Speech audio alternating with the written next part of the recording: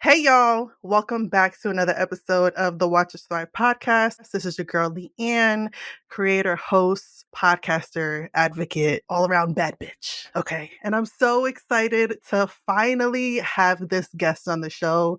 This has been a long time coming, y'all. I've wanted her to come on and she finally hit me up and was like, I'm ready to tell my story. So, Cande, thank you so much for being here today. Welcome to the show. Thank you so much. I am so excited to finally be here. It's funny because, I am a blogger, but I am open to being on podcasts, but it's just new, and different. But I'm so excited to finally be here. Yes. And that is the theme of this week's conversation of doing scary shit, of starting over, of finding ourselves after being in some relationships that we thought were going to be our forever. And it turned out not to be. And that's why I'm super excited to have you on because I can relate a lot to your story. I'm going to let you tell your own story, but just how publicly you've gone after ending a long-term relationship and taking us on the journey. Like, I love that you do that with your audience. I think it's so beautiful to be able to witness the growth within you and for us allowing to see that happening on your journey.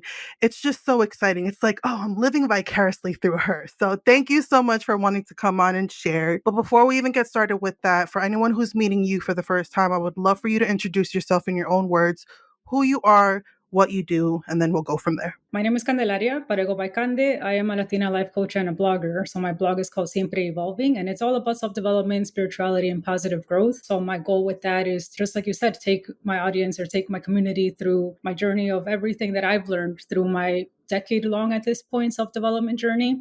And obviously it's continuing to evolve and grow, because then from there, that's why I chose that name as well, Siempre Evolving, because it could evolve into something else. So I mentioned I'm a life coach and a blogger. So Yes, she's doing all the things and she's helping our community in spaces that we don't see a lot of us in those spaces. So I appreciate you for doing the work that you do and allowing us to have this open dialogue around really uncomfortable topics like ending relationships, like trauma, like personal development. It's not something that we really saw growing up. I'm sure you didn't, and I definitely didn't have these types of conversations growing up. And with every guest that comes on, I always like to go back to childhood and kind of talk about what life looked like for you growing up and if there were any really pivotal moments during that time frame that really shaped you into who you are as an adult. You can let my audience know what was life like for you growing up. So growing up, I actually am in my hometown right now, visiting my sister for the week. I grew up outside of Chicago in a low-income household. My parents, they're still married now. They're about to celebrate their 45th wedding anniversary, actually, next month, which is kind of That's a unheard of at long this point. time. It's a very long time, and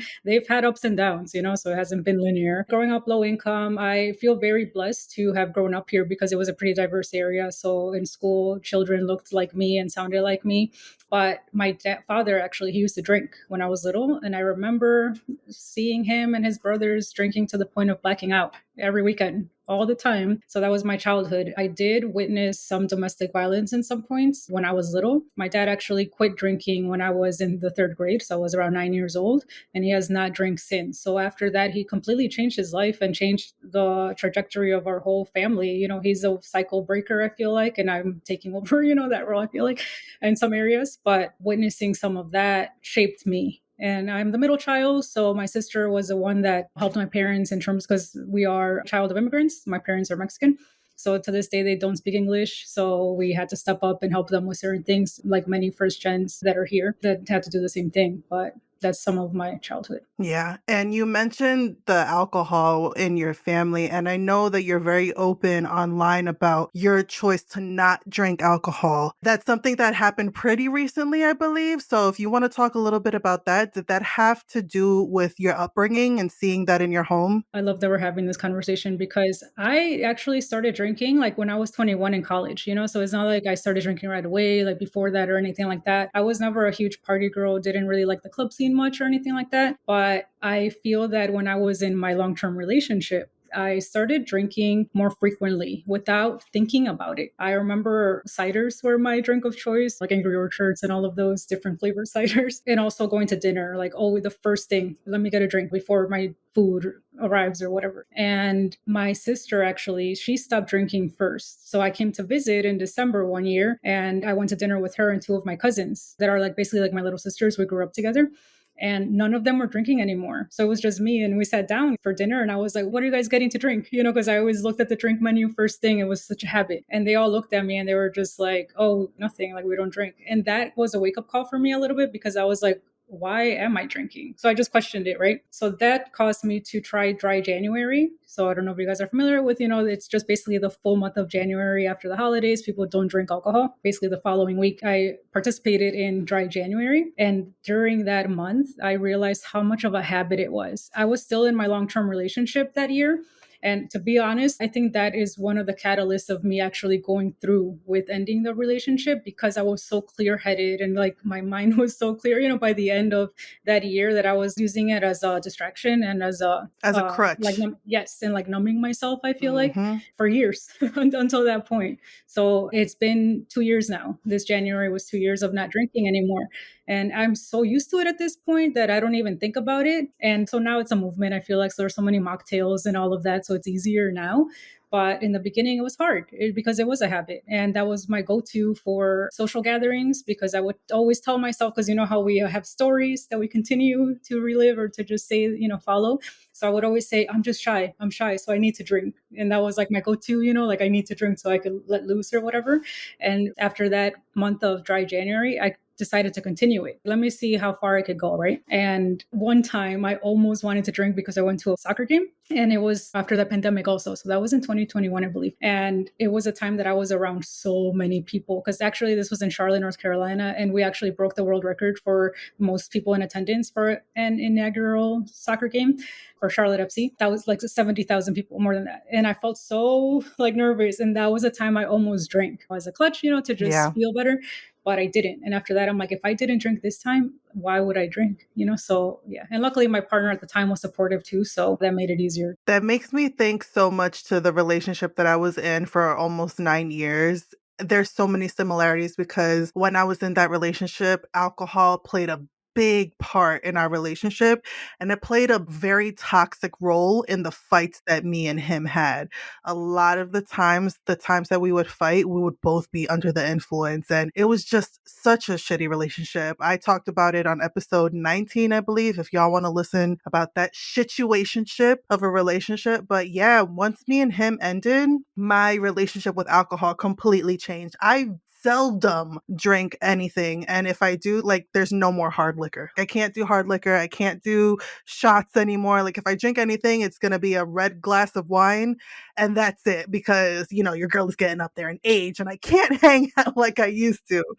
But it's so interesting how when we change our environment and we change the relationships that we had, how much it changes us. And something as minute people might think about alcohol, but it really plays a huge role in a lot of our lives. And we don't realize how codependent we are while we're in it until we're on the other side. So I'm so glad that we're talking about that because it's not talked about enough. Yeah, and something that I want to add is that when it comes to drinking or even like food or other things like that, personally, I feel like it always comes down to intention. When you are intentional about it, because let's say that you do genuinely love the taste of wine and you go to Italy or something for a trip, right? If you are going to drink that, if you're choosing or intentionally choosing to drink that glass of wine, as long as you're doing it with that intention of, oh, I'm going to enjoy the shit out of this glass, then that's fine. But if you're just mindlessly drinking for no reason because you just got out of work and you're just like, oh, I'm just tired or bored or whatever, that's the difference. And if you Yes. keep it going because you're like, oh, whatever, like, because at that point, it's like,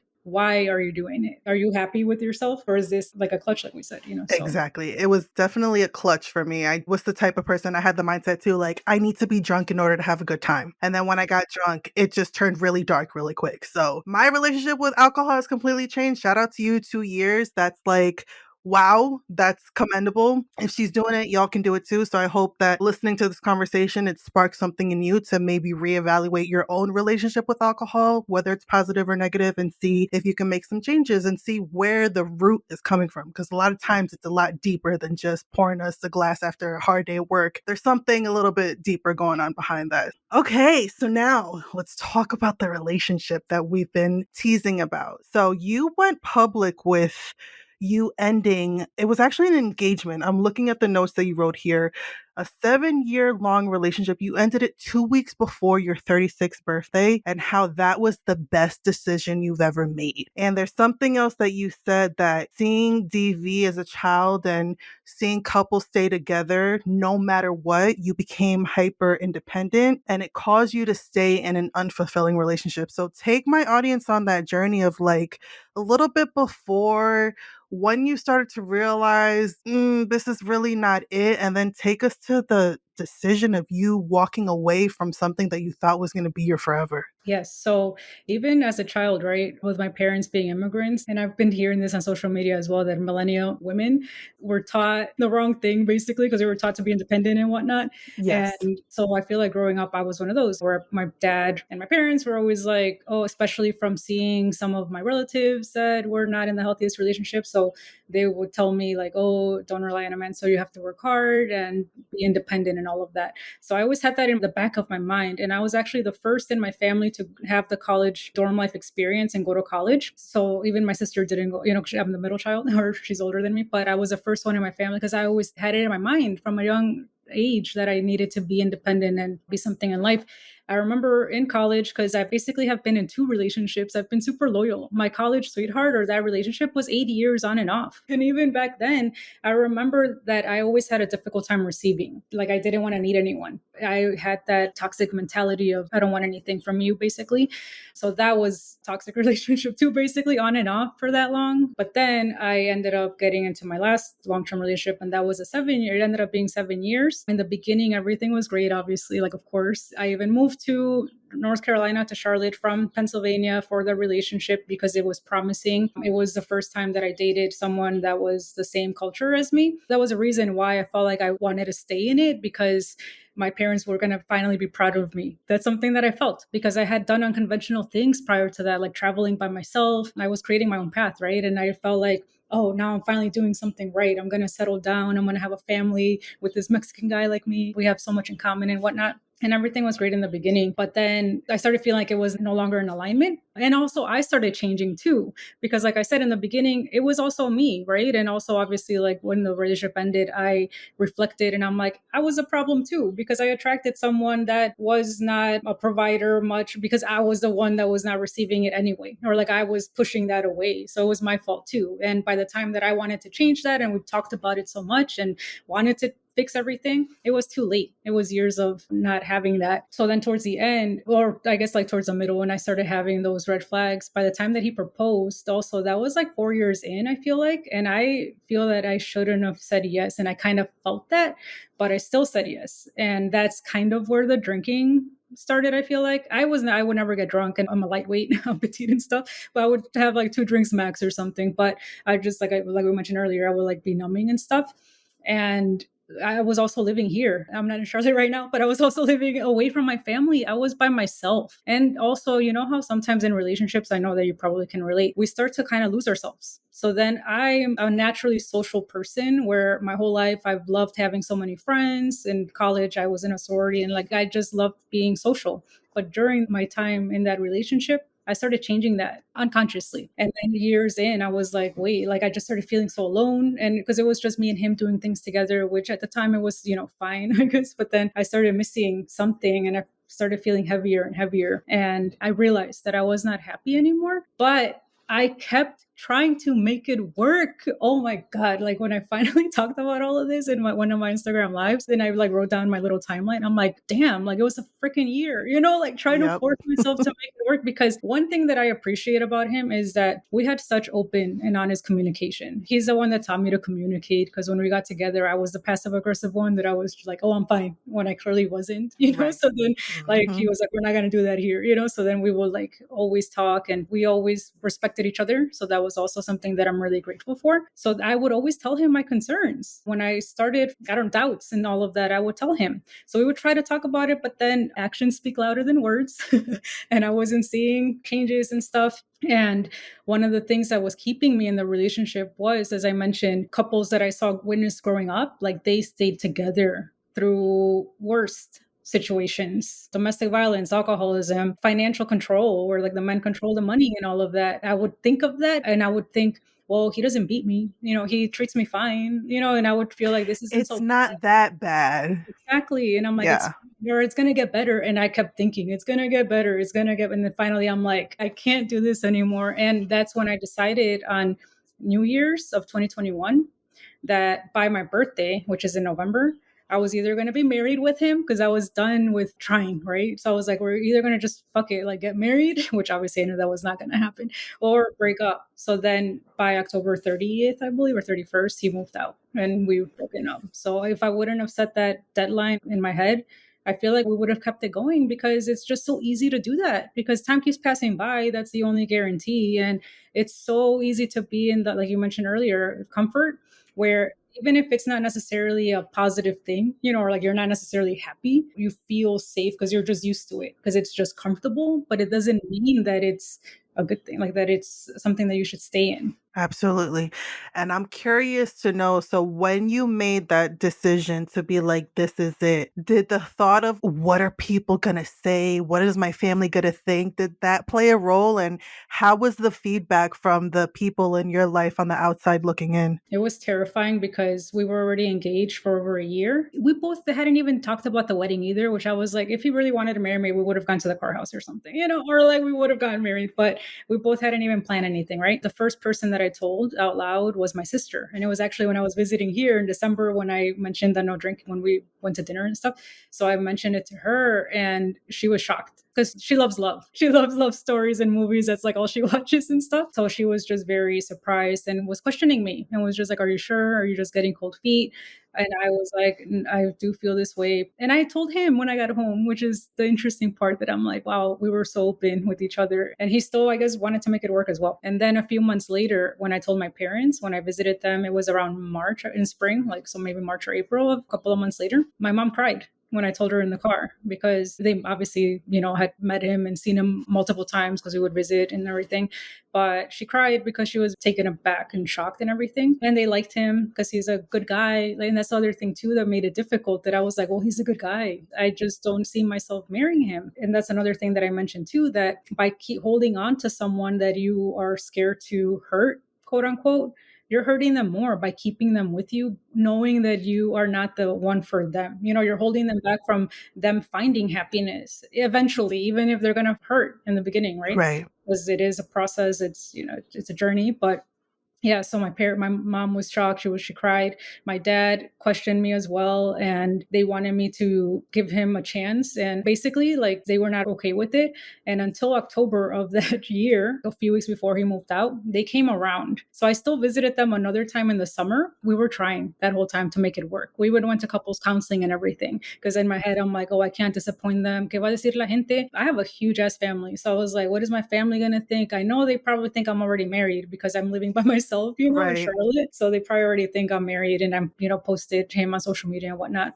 So I was like, what are they going to say? I'm going to have to start over because I was 35 at the time. So I was like, I'm going to start over at 35. Oh, it was so scary. The worst part for me was I'm going to disappoint my parents. That was one of the reasons why I chose him. I feel well, like not chose him, but like that, that I was I know excited what you mean. Yeah. with the relationship. But I was like, I'm going to disappoint them, especially my mom, because all she has ever wanted for me was to settle down and start a family. And I was like, fuck, now when is that going to happen? Because then I'm going to have to start over. Even from there, it's not like I want to have a child right away.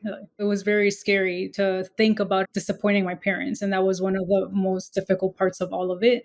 But eventually, when they came around in October, I remember my mom, when I went to visit them, we were alone.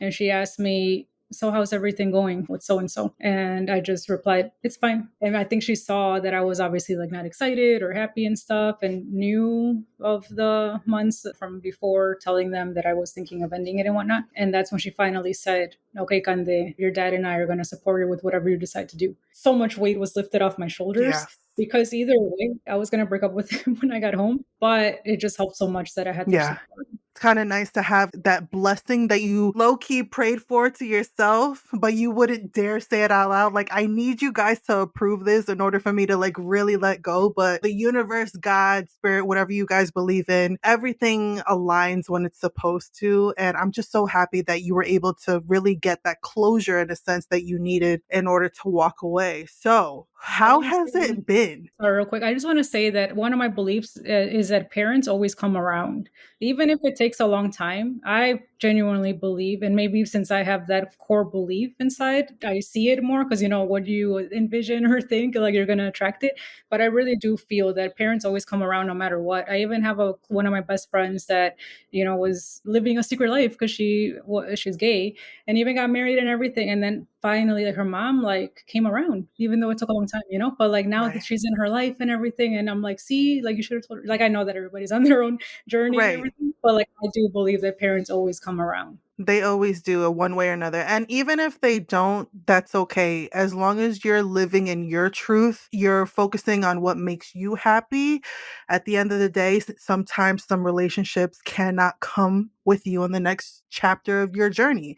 Case in point with Cande. So I know it hasn't been rainbows and butterflies after ending something like that. So let's keep it real. It sounds great that like you're out here thriving now and you're living your life, but how was it in the beginning and how did you really navigate such a drastic change of not having this person in your life and really starting over and finding yourself? What was that process like for you? We actually had gotten a house or moved into a house and gotten a dog before the breakup. So because of that, everything was under my name in the house. So we knew that I was going to stay in it and he moved out.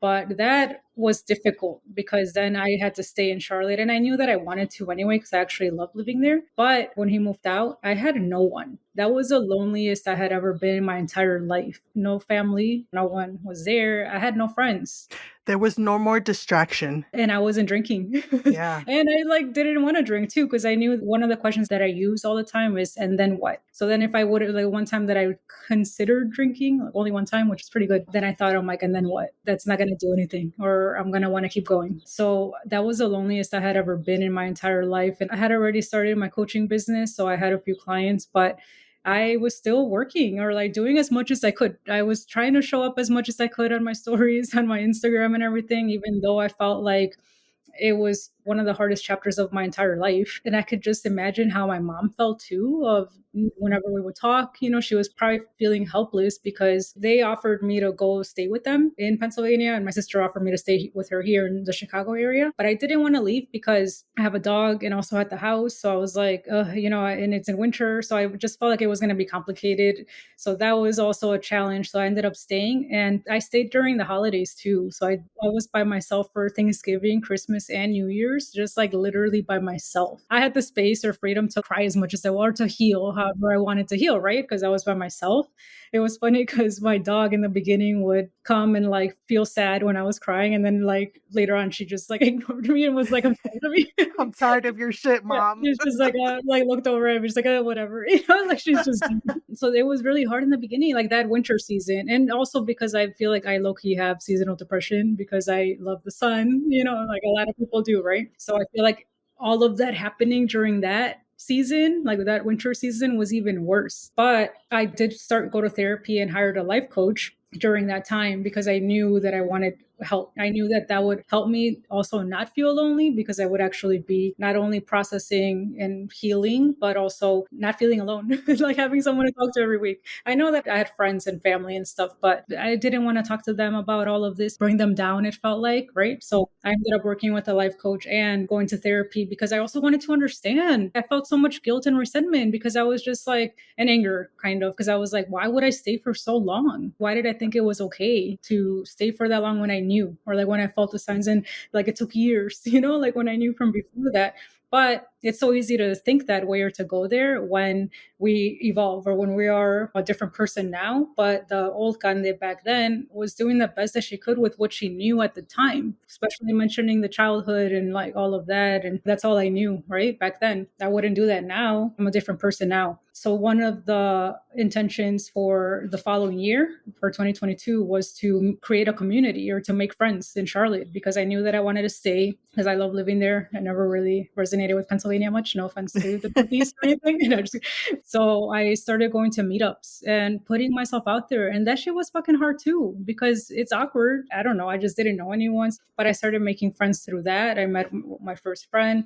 And then I also started meeting other friends through other communities, like through this Latina community that is in Charlotte, which I'm so freaking grateful for. Because then from there, I met more friends. And now I have a community that I feel so blessed and lucky to have so many amigas over there. I want to say here because I live there, but It's I'm not fine. there It's right fine. now. We know what you mean. But it took a lot. It takes a lot of courage to do though, because it's starting over. And then eventually I got on the apps, the dating apps, and I knew that I wasn't ready. So then I got off of them. That's been a process or a journey in itself.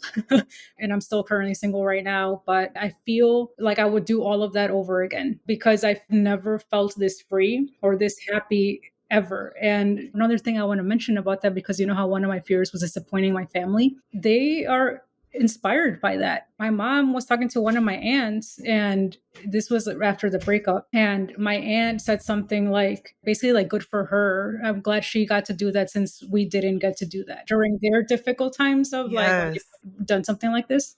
But that was eye opening for me because I was just like, wow. And it's so true because that's also carving a new path for the next generations to come because this is breaking cycles. And I hope that my younger cousins or even older cousins that are, you know, in unhealthy relationships now or unhappy relationships now can feel inspired by that because I didn't do that for that reason, but I did it for myself, obviously, because I was just not happy. But they're also seeing like, oh, okay, like it's okay to do that. And even though it was really hard, you know, being in my mid 30s, I was 35. I broke up with him right before my 36th birthday. Right now I'm 37 and I'm still single and stuff, but I am so happy and I don't even care, even though my goal is to have a family someday. And also, all of this has developed a deeper connection with God because before this, you know, I've always been spiritual, but now I'm like trusting even more, you know, and it has just like caused me to just feel a deeper love for my journey and trusting my higher self and also listening to my intuition because I know that it was communicating with me that whole time. And it took me a while to listen. And now I'm like, yep, I'm going to listen to it even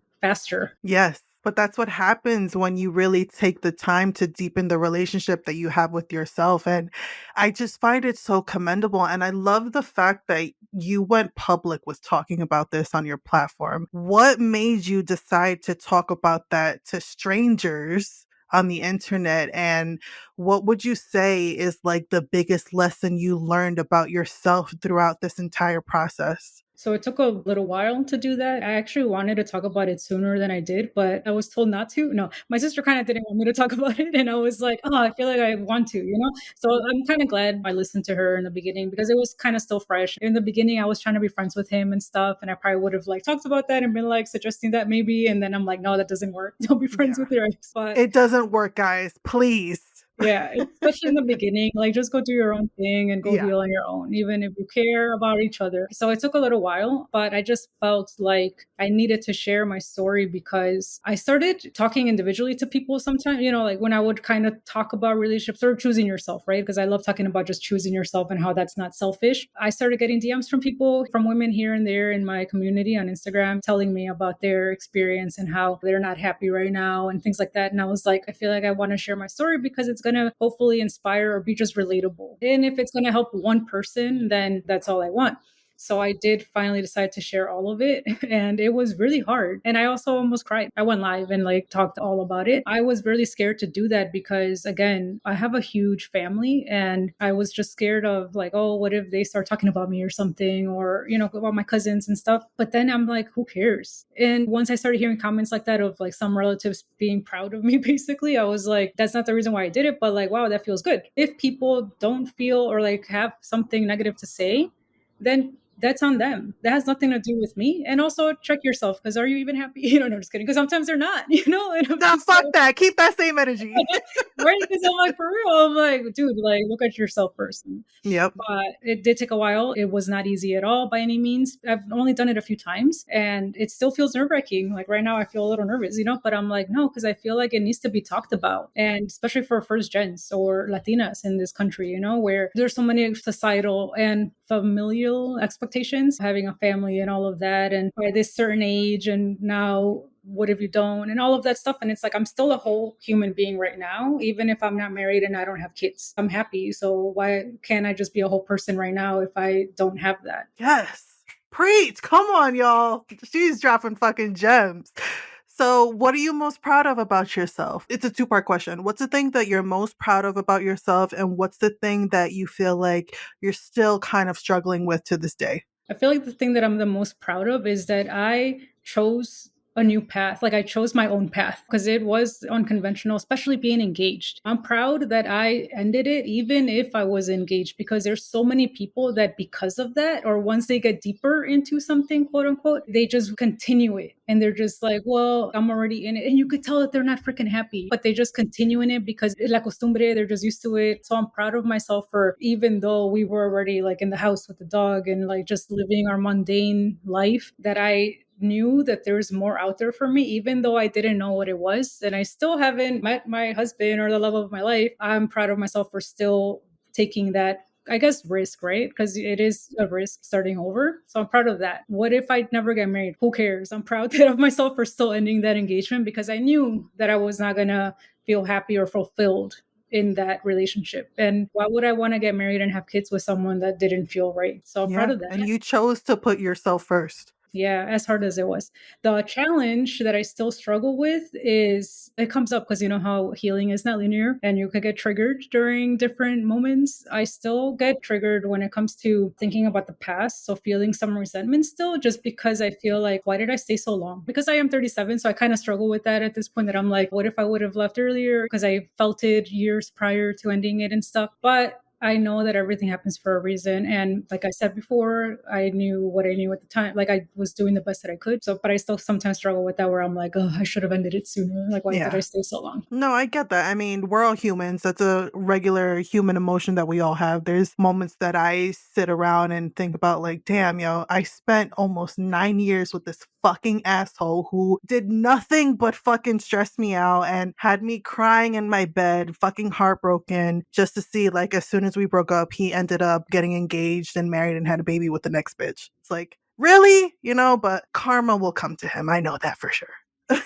And you're gonna also get like everything that you're meant to have. It's Yeah. gonna come to you in divine When it's timing. supposed to. I'm no longer in the headspace of staying because I'm loyal to time, and I'm no longer in the headspace of I need to have someone in my life. I've been single now since my last relationship, which was the abusive one, going on 3 years now, and I'm just so content right now with just being with self. And there's also an underlying fear of putting myself back out there again, especially going through something so traumatic like that. But right now, I'm good with me. I'm good with me, and when and if it's supposed to happen, it will.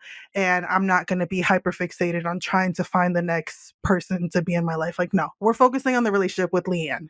Yeah, I see you doing your thing, traveling and Thank everything, you. living your best life. Yes. I'm just like, yes, keep doing that. All we can do right now, loving ourselves, choosing ourselves, living our lives. And when we're happy and are in that higher frequency, that's how we're going to attract a better suited partner too. So Yes. just continue doing that. Absolutely. So, you being a coach, I would love to get just some gems from you. Say you're speaking to someone who has a similar story of where you were. They're in this relationship that they're not happy, but they have this fear of walking away and starting over. Being the woman that you are and everything that you've gone through, what would you tell that person in order to really choose themselves and make the best decision for themselves? I would tell them that there is a reason why they're feeling that way. Why would you feel this way if it was not a true feeling in your intuition, like communicating with you? So there's a difference between your intuition, that is your intuition, and also your logical brain. Most of the time, our brain wants to take over and wants to make sense of things. If this person came and she's like, oh, it was going to be hard. Basically, like what I experienced, right? Yeah. I would just tell her also to focus on that, on like the feelings of how she feels, because that matters so much, because that's going to keep expanding and keep feeling heavier. And if she's feeling that now, why continue waiting longer?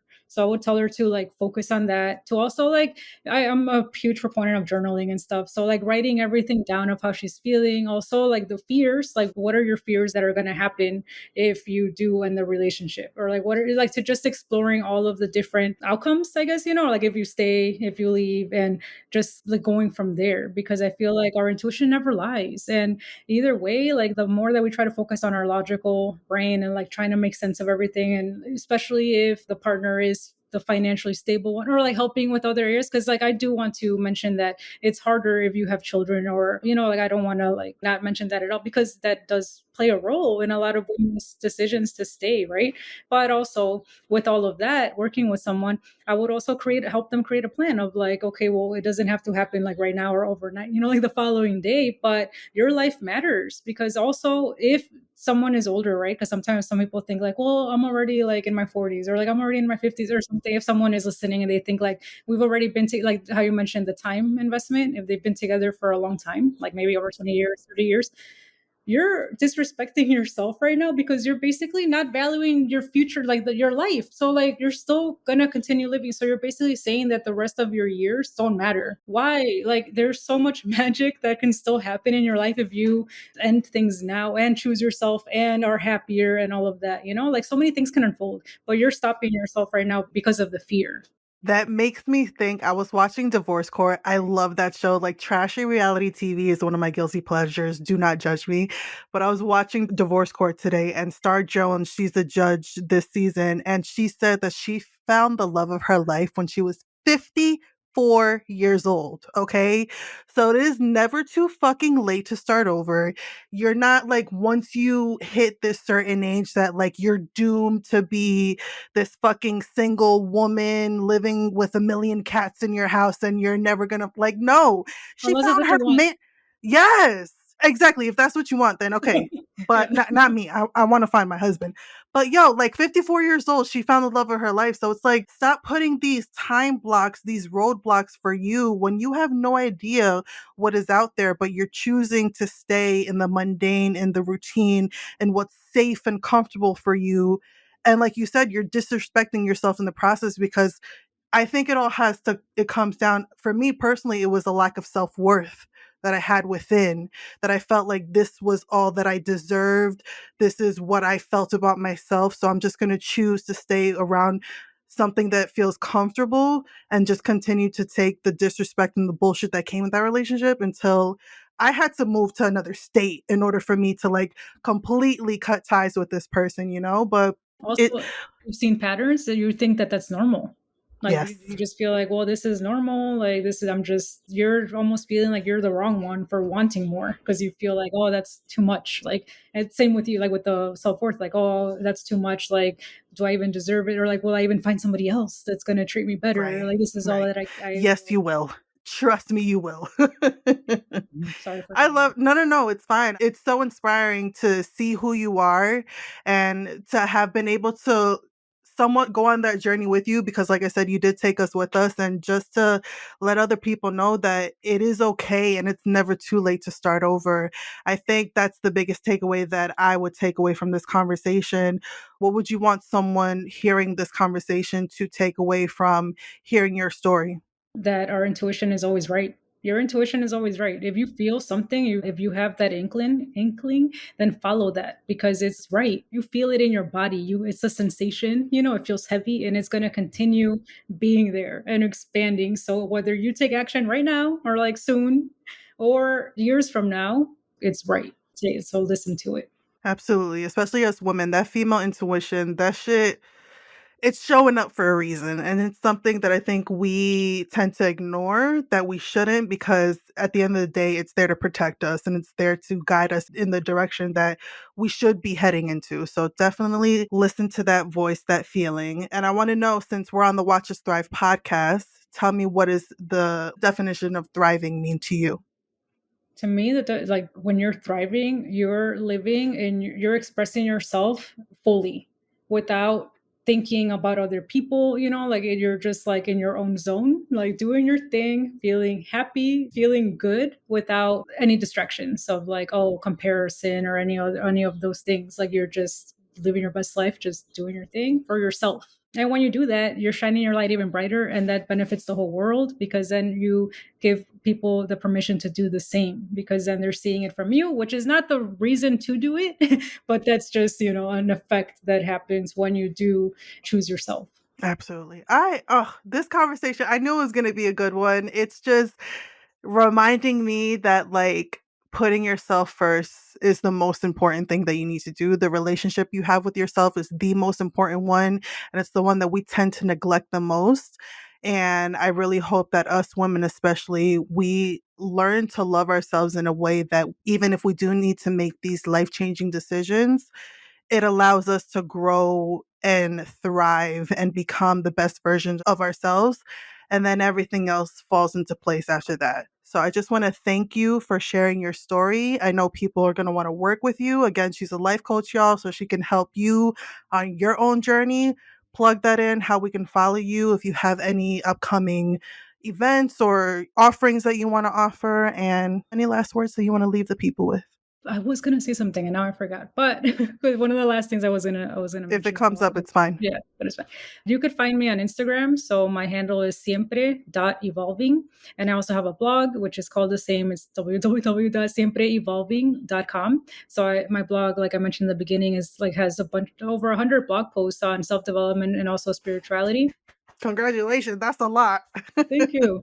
And positive growth. And I am on Instagram or on my blog. You could click the link on there or to work with me. So I am currently working with clients for a package of 4 months. But I have a new offering where it's a 90-minute single phone call, like single coaching call.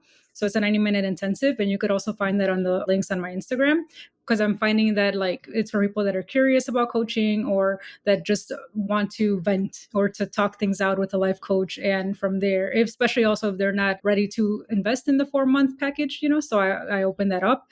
I'm working on creating in-person events this year in Charlotte because I am very involved now with the Latina community over there.